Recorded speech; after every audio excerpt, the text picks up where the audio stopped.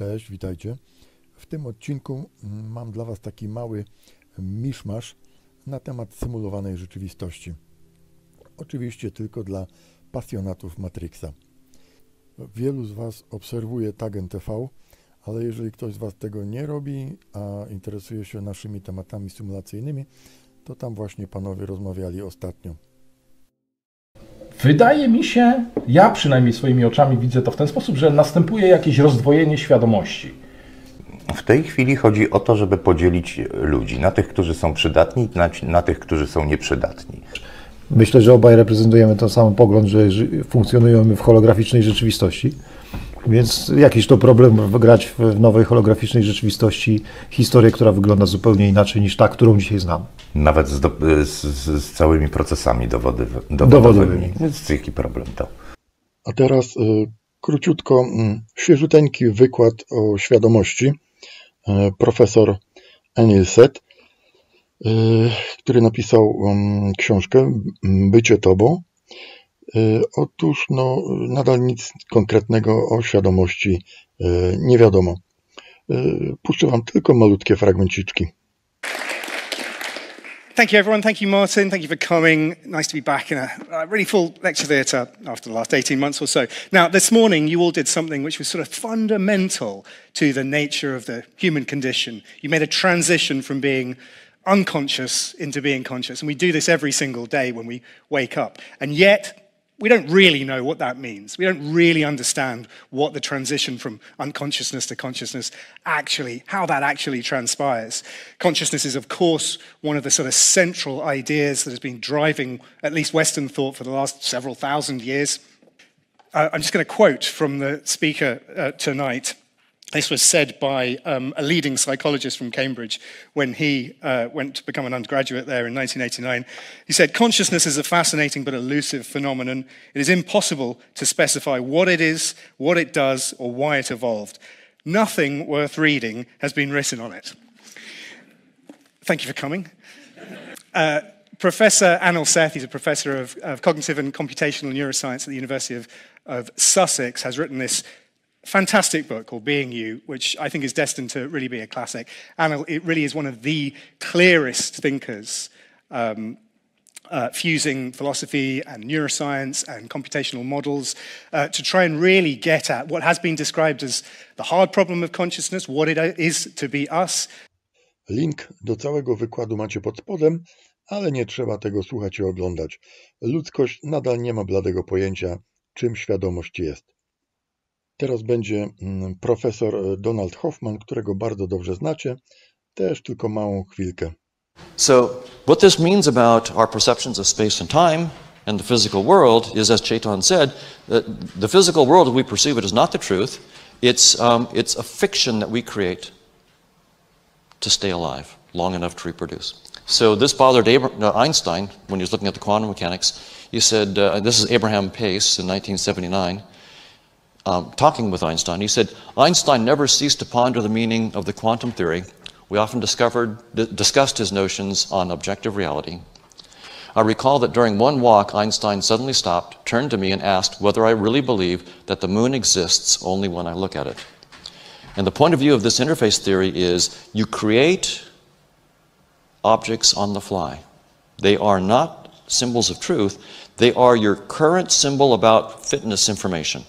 It's the fitness information you need at this moment to stay alive. So yeah, every time I look at the moon, I create the moon that I see, and there is no moon, there is no space and time until I create them. So they don't exist independent of us. So Einstein asked what it means. Mental. Physical objects are not fundamental. Physicists themselves are coming at this from a different point of view. Nima Arkani Hamed, who is at the Institute for Advanced Study in Princeton, just this year, in a lecture in the spring, said, space-time is doomed. There is no such thing as space-time fundamentally in the actual underlying description of the laws of physics. That's very startling, because what physics is supposed to be about is describing things as they happen in space and time. So if there's no space-time, it's not clear what physics is about. That means that physical objects aren't fundamental either. And if physical objects aren't fundamental, then the notion of causality among physical objects is also not fundamental. What this means, to put it briefly, from the Matrix again, the spoon boy put it very well, there is no spoon. A na koniec długi, ponad 10 minut, wywiad ze specjalistą od gier komputerowych, autorem m.in. tych 2 książek. Warto posłuchać, bo rozmowa jest ciekawa. A ja się już żegnam. Dziękuję serdecznie za uwagę. Pozdrawiam i wszystkiego dobrego Wam życzę. Awesome. So before we delve into all the fascinating specifics, I was wondering if you could summarize for us the thesis of your book. What does it mean to say that we're living in a simulated multiverse? Well, my previous book, The Simulation Hypothesis, could be summed up by saying we live in a computer simulation. And I came to that conclusion not just because of the areas of technology that I can talk more about that I just mentioned, but also because I started to look into quantum physics and some of the baffling findings and mysteries, and realized that they made much more sense in a simulated world than in a single physical reality. I also ended up looking into a lot of the traditional religions, both the Eastern religions and the Western religions. And again, I came to the conclusion that what they had been telling us all along was that we live in something that is not the real world. What we think of as physical reality is some kind of illusion or dream. And so, that thesis is present in the current book as well. But in this book, I went a little deeper, and the main thesis is that we live in a simulated multiverse. And just as someone asked Voltaire once, who, when they were asking about past lives and reincarnation, said, "Isn't it strange that we live multiple times?" And he said, "Well, it's no stranger that we live multiple times than that we live once." And so, I guess the thesis of this book is that if we live in a computer simulated reality, there's no reason we wouldn't be in a multiverse. In fact, it might make more sense and might explain a lot of the other weirdness in quantum mechanics that, I didn't really have time to get into in the previous book. And so that really is the thesis, that there are multiple timelines that can be run.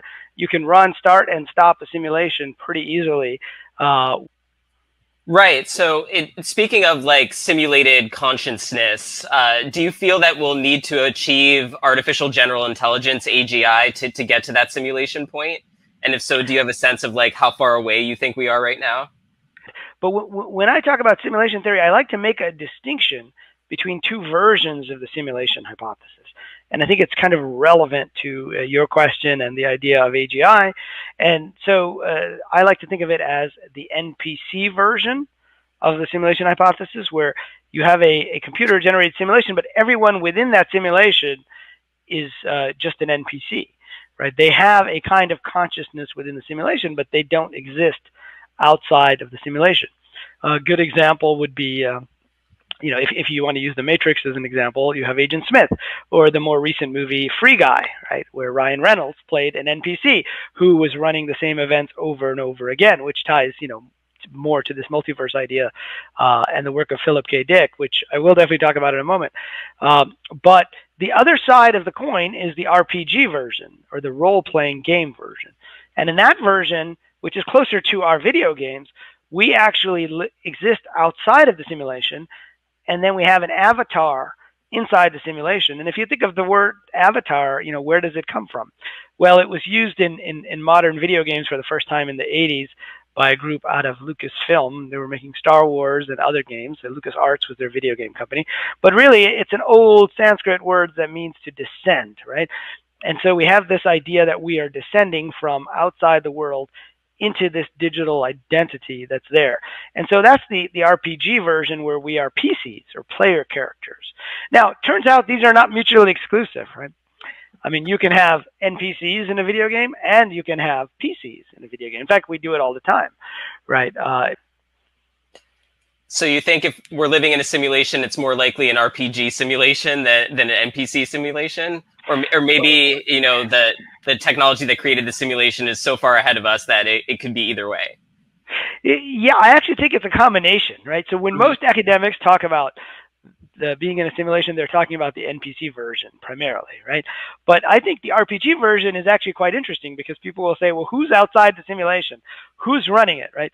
Is it some kind of, overlords? Is it a guy in his basement? And I say, well, what if it's us? right? We chose, just in the same way that we chose to be inside a video game, playing that game and being immersed within it for a period of time, it could be us outside of the game. And that, to me, is why it ties much more closely into what different religions, particularly the Eastern religions, about where you go in, you play a game for a certain period of time, you come out, you then go in and you have another avatar. And so my personal opinion is that it's some combination of the two. And I think we're seeing, as our technology develops, more and more of our interaction is virtual, right? I mean, I'm not really talking to you right now. I'm talking to my computer, and those bits are being transferred over the internet, and they are being re-rendered on your screen. So I believe something like that is going on even when we are interacting with each other, right? As Morpheus, played by Lawrence Fishburne, said in The Matrix, what is real? These are just electrical signals, that are being sent into your brain. And so each of us has a rendering device. Each of the player characters has a rendering device, right? The NPCs don't necessarily need that. And we are interacting with each other in this way, and different ways of looking at the world. The Copenhagen interpretation as a rendering mechanism, right? Because we're able to optimize, and we only need to render that which can be seen by the avatar or by the character. And so it kind of resolves this problem. Quantum indeterminacy becomes an optimization issue. As part of my previous book, I had interviewed the wife of Philip K. Dick, who not only who's had so many great, novels that have been turned into movies like Blade Runner or The Man in the High Castle, but supposedly his work was part of the inspiration for the Wachowskis in the creation of The Matrix. And so he had a very famous statement, which was about us living in a computer-programmed reality back in 1977. The fact that I am willing to talk about it. We are living in a computer-programmed reality. And so when I was writing my first book, I looked at his speech, talked to his wife, and I thought, well, this guy believes some very strange things. He started to believe that not only were we in a computer-simulated reality, but that there were multiple timelines being run. And so that led me to do kind of a big what-if experiment to say, okay, what if there's something to this? And you'll notice this is about time. And it turns out that our understandings of time, are very strange, right? So the point of the simulation hypothesis was that space, the physical world, is not what we think it is, that it's actually maybe a set of pixelated environment that is being rendered for us. This book, The Simulated Multiverse, right, which is the one we're talking about now, is that time is not what we think it is. And so going back to quantum mechanics, there was a gentleman named John Wheeler, who worked with Einstein at Princeton and Niels Bohr and many other giants. And, he came up with this many interesting findings and thought experiments, but one of them was the delayed choice experiment. And the delayed choice experiment teaches us that time is something very different from what we think of it in normal everyday terms. Then would have had to have been made 1 million years ago. How could it still be in superposition today? Which means either in the multiverse theory that both of those exist, or there's something strange going on with our notion of time. We don't really understand time. But this idea of being in a simulated multiverse gives us, the opportunity to really explain that in a completely different way, to say each of these is a possible set of paths through this multiverse graph. When we make that measurement, we are then choosing a particular path and a particular rendering of that. Have a few questions from the audience, so let's pull one of them up. We have a question here from Romit. Do you think advancement in research in areas such as quantum superpositioning and quantum entanglement could prove that we are in a simulation? How would humanity deal with this if proven? So that's sort of two questions for you there. Yeah, I mean, I think in the first question, the short answer is yes. I mean, I think more research into quantum superposition, could in fact show that one, there is a multiverse, but two, that multiverse may not be rendered all the time, or if it is, what is the central processing unit? What is the mechanism that allows for this multiverse to run? So I think that understanding not just the math of superposition or entanglement, which is, of course, a very interesting area of further research. Personally, I think entanglement has something to do with optimization, right? And I like to make the point that the reason I can stream Game of Thrones, on my iPhone is because, like in those scenes of winter, all the pixels are white, right? So if pixels have the same value, then it's pretty easy to compress that information and optimize them. And I mentioned John Wheeler earlier, and he had a famous phrase, and his famous phrase was "it from bit." And he said that every time they looked for this thing called matter, they couldn't really find it. Right? You keep opening it up, and the only thing you could find at the bottom level was a series of yes/no choices or information. And so that's why I said everything that is an it, a physical object, is actually made up of particles, quote unquote, except there are no such thing as particles. There's only information, which are based on bits of which are just bits of zeros and ones. And then David Deutsch, who I just mentioned earlier, modify that phrase to say it from qubit, right? So which means that the universe really is based on information that is in superposition. And so I think in the end we may find that just as Mark Andreessen is a famous VC in Silicon Valley and who was one of the founders of Netscape said about 10 years ago, I think, that software is eating the world. And I like to say that information science is eating all the other sciences, right? You look at biology and you get down to genetics, and it's really just about the information that is contained and the algorithms that are run on that information. And same with physics. As you get down to look for matter, you find information. So anyway, that's the answer to the first part of the question. I think the second part is, how will humanity react to this? This is an interesting question, a good philosophical one. And some people say, well, I'd rather not know if I'm in a simulation. And will people, do crazy things? Will they say, well, it doesn't really matter if I kill people because I'm in a simulation and this is Grand Theft Auto and I can do whatever I want? And I say, well, that's not necessarily, the case, because if you're playing one game versus another, sometimes it's important to understand the rules of the game and why you are playing the game. And as I said, in the NPC version, that might be a little more true, but in the RPG version, we've chosen to play this game. And in fact, the religions of the world have been telling us all along that someone is recording everything we do, just like we do on Twitch and we stream it out, right? And so what if we are in a computer simulation and everything is being recorded? Well, that might give you a very different perspective, on how to proceed. So, I think it's just a natural part of understanding our world and our place, within it. I was wondering, to sort of close things out, how this simulated multiverse theory has changed your perspective on life. Has it changed your perspective on life in any way? Well, at a higher level, this idea of being in a simulation, I personally find can be empowering in a way, because in the same way that when we play video games, we agree to play a particular character in the game.